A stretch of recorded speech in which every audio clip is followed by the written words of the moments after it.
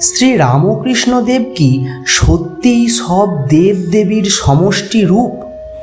তার নিজের মুখেই রয়েছে সেই আশ্চর্য ঘোষণা।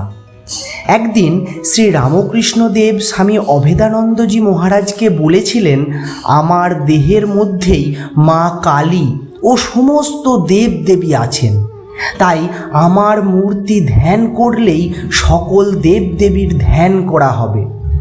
আবার যোগিন মাকে তিনি বলেছিলেন, তোমার যে ইষ্ট তা এই দেহের ভেতরেই আছে, একে ভাবলেই তাকেই মনে পড়বে।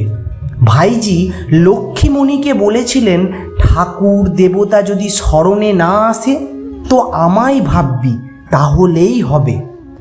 আবার শ্রী শ্রী মা সারদা দেবীকে বলেছিলেন, যদি স্বপ্নে আমাকে শিক্ষা দিতে দেখো তবে জানবে সে সচ্চিদানন্দ। স্বামী বিজ্ঞানানন্দজি মহারাজ বলেছিলেন, ঠাকুরের মধ্যে কালী, কৃষ্ণ, শিব সব দেবতাই আছেন।